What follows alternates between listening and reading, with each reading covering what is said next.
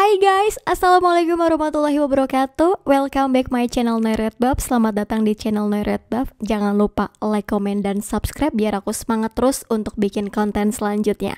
Spesial di video ini aku akan bahas tentang titik terendah yang dialami selama hidup kamu.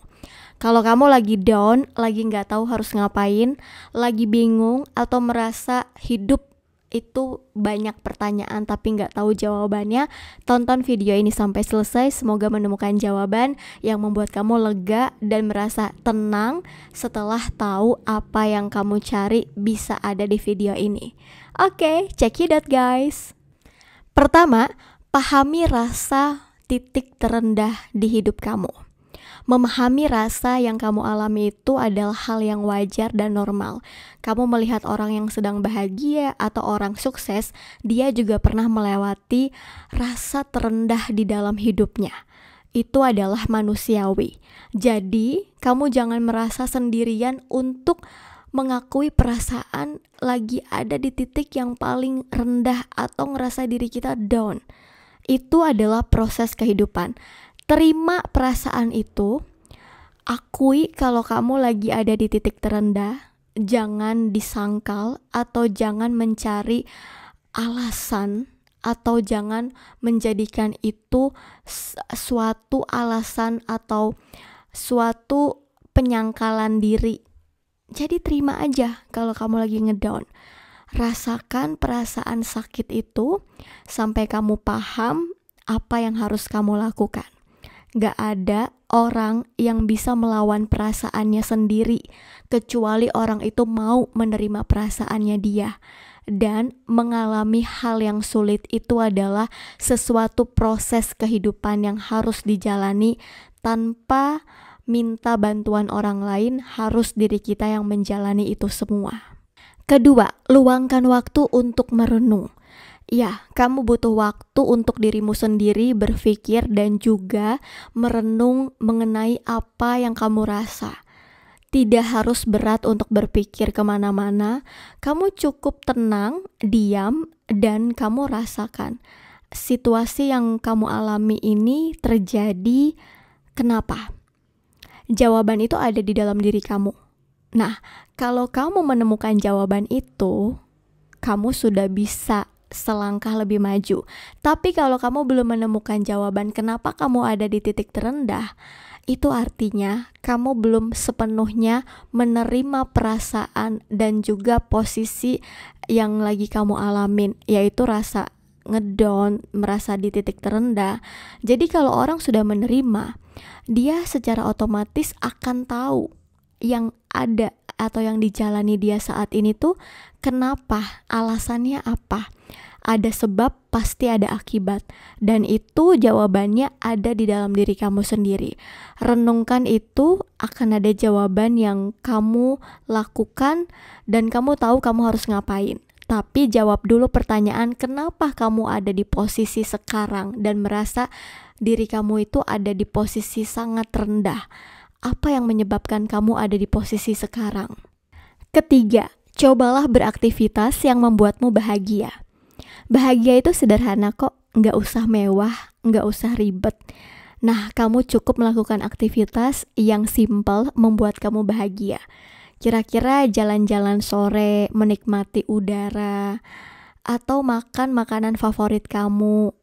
Kamu bisa mengalihkan perhatianmu ke hal positif. Ini berguna banget agar mengurangi kecemasan dan kekhawatiran yang kamu alami.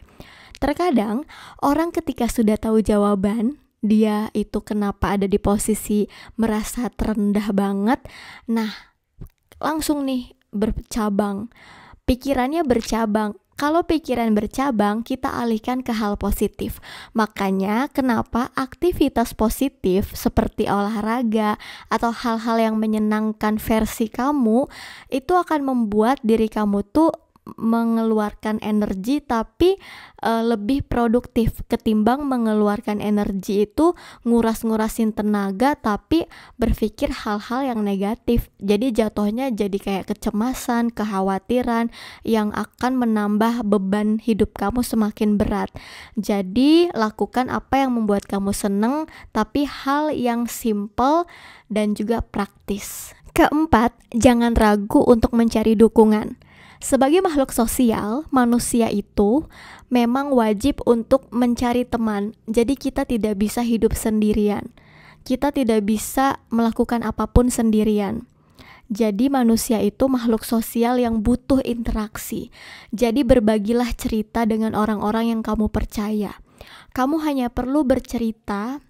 Kamu hanya perlu mengeluarkan unek-unek dan negatif-negatif, sampah-sampah negatif yang ada di diri kamu dengan bercerita. Walaupun terkadang kamu harus nangis. Yang pastinya kamu bercerita agar beban kamu tuh berkurang. Kamu mencari dukungan bukan untuk mereka membantu kamu, ngebelain kamu. Tapi mereka mendengarkan cerita kamu dan kamu merasa nyaman untuk mengeluarkan kisah-kisah sedih dan juga unek-unek yang ada di dalam diri kamu.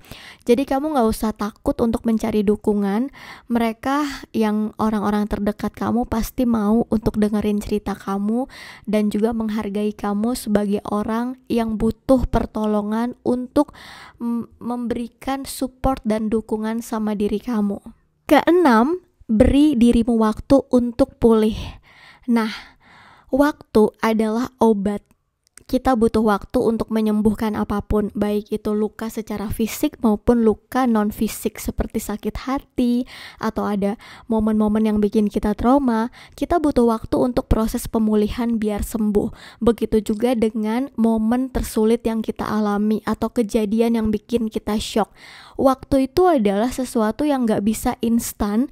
Kita harus memberikan izin diri kita untuk berproses. Ya, waktu itu tidak bisa ditawar, tidak bisa ditambah atau dikurang. Dia berjalan, tapi pasti. Nah, ketika kamu memberikan waktu kepada dirimu, kamu akan berproses, lama-lama akan sembuh. Dari kamu sembuh, kamu akan bertumbuh. Tapi ingat, sembuh bukan berarti pura-pura baik-baik aja. Sembuh bukan berarti memperlihatkan ini loh aku lagi happy, ini loh aku bisa tanpa kamu, ini loh aku buktiin nih sama orang-orang yang merendahkan aku. Sembuh itu tidak ada pembuktian kepada siapapun. Tugas kamu bukan membuktikan kepada siapapun atau membuktikan kepada dirimu sendiri pun itu bukan tugas kamu. Tapi tugas kamu adalah berproseslah sampai kamu menemukan kenyamanan dan juga rasa ikhlas. Rasa ikhlas yang kamu temukan itu sesuatu yang lebih daripada pembuktian kepada orang-orang. Jadi semoga kamu menemukan ikhlas versi dirimu dengan waktu dan berproses untuk sembuh. Yang terakhir, ketujuh, tetap berpikir positif dan percayakan pada dirimu sendiri. Berpikir positif adalah cara ampuh untuk kamu mengatasi kekhawatiran dan rasa cemas. Seseorang itu kenapa sih dia bisa depresi, bisa sampai stres? Karena terlalu banyak berpikir hal negatif, kekhawatirannya terlalu tinggi. Makanya pikirannya traveling kemana-mana. Hal yang belum terjadi aja ditakutin. Padahal belum terjadi, tapi takut inilah, takut itulah. Balik lagi. Kamu harus percaya sama diri kamu sendiri bahwa kamu bisa melewati masa-masa sulit. Kamu yakin sama dirimu sendiri bahwa kamu bisa melawan kekhawatiran yang selama ini kamu takuti. Hal-hal yang belum terjadi itu gak usah dipikirin. Buang-buang waktu, buang-buang tenaga. Pastinya juga kamu pengen tenang dong. Kalau misalkan kamu gak tenang-tenang, waktu tidur kamu, istirahat kamu jadi terganggu. Kepala kamu berat. Jadi kamu hanya buang tenaga tapi untuk hal yang gak jelas, mikirin hal-hal yang gak penting. Jadi percayakan pada dirimu sendiri, kamu bisa melewati itu. Caranya, alihkan perhatian kamu dengan hal positif. Lakukan aktivitas dengan produktif. Apapun tapi positif. gak ada hal-hal negatif yang kamu lakuin. Pokoknya kamu bebankan itu pada sesuatu yang positif, bekerja, berolahraga, dan juga melakukan aktivitas yang bikin kamu bahagia. Oke guys, itu dia tadi beberapa cara untuk kamu yang lagi ada di fase titik terendah di dalam hidup. Semoga kamu semakin kuat dan strong untuk melewati semua hal yang ada di hidup kamu. Tetap semangat, jangan pantang menyerah. Thank you so much udah nonton video ini. Jangan lupa like, comment, and subscribe. Kita ketemu di video berikutnya. Bye! Wassalamualaikum warahmatullahi wabarakatuh.